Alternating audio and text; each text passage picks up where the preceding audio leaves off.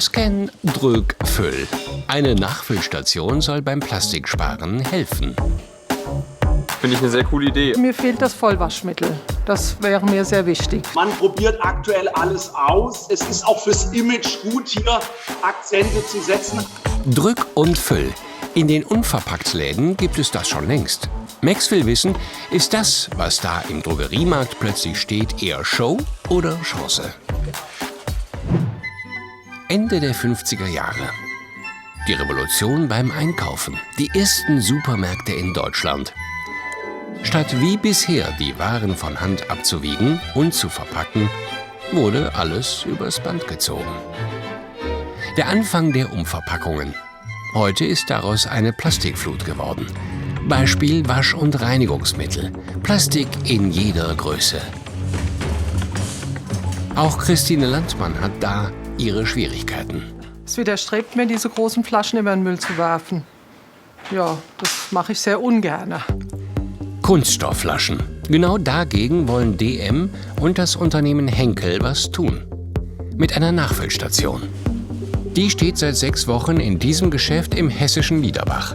Ausgewählt wurden die umsatzstärksten Produkte von Henkel. Erzählt uns Filialleiterin Anja Rode. Wir haben ja jetzt gerade eine Testphase, die wird jetzt circa 1 Jahr lang auch laufen. Danach werden wir uns mit unserem Partner zusammensetzen, das Feedback der Kunden tatsächlich auswerten und dann entscheiden, ob und in welcher Form es in den anderen Märkten halt dann ausgeweitet wird. Kundin Christiane Landmann probiert es aus. Zuerst die leere Flasche scannen, unter den Ausfüllstutzen stellen und los. Der Preis bei Erstabfüllung ist identisch mit dem Produkt im Regal. Ab der zweiten Füllung muss nur noch der Inhalt gezahlt werden. Allerdings immer vorausgesetzt, Christiane Landmann bringt genau diese Flasche zur nächsten Füllung mit. Super, weil man im Prinzip ein Gutes für die Umwelt etwas getan hat. Das ist das Schöne daran. Auch Rossmann, Müller und Kaufland versuchen sich in Nachfüllstationen mit Reinigungsprodukten und Körpercreme. In allen Nachfüllstationen stecken Henkel-Produkte.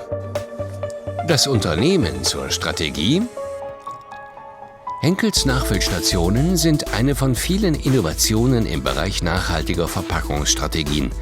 Bis 2025 sollen 100% der Verpackungen von Henkel recycelbar oder wiederverwendbar sein.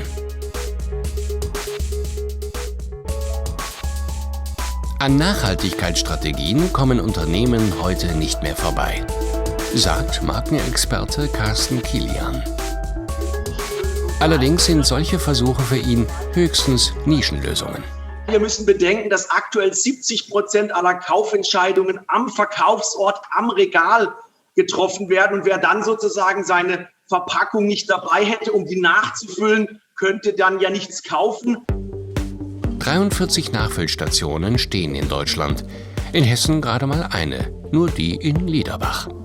Ich habe auch kürzlich mit einem Markenhersteller gesprochen. Die finden es auch nur begrenzt interessant, weil natürlich die Frage ist, wie präsentiere ich meine Marke? Irgendwann hätte man ja möglicherweise auch eine neutrale Plastikverpackung und die Marke wäre nicht einmal mehr sichtbar.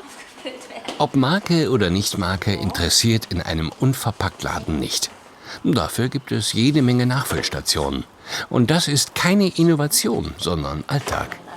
Max in Kelkheim, im Unverpacktladen von Claudia Brunk und ihrer Tochter Nicole. Vor 2 Jahren haben sie beschlossen, jetzt ist Schluss mit Plastik.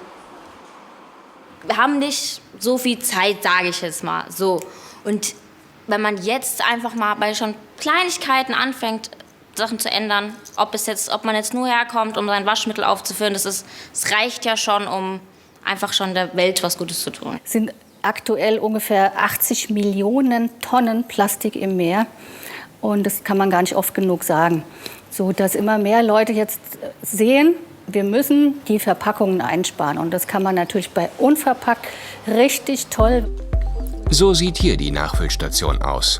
Auch hier gibt es Flaschen zu kaufen oder man bringt irgendwelche Gefäße mit. Sogar alte, ausrangierte Plastikflaschen erfüllen ihren Zweck. Und der Blick auf den Preis zeigt, die Reinigungsmittel sind vielfach nicht teurer als in der Nachfüllstation bei DM.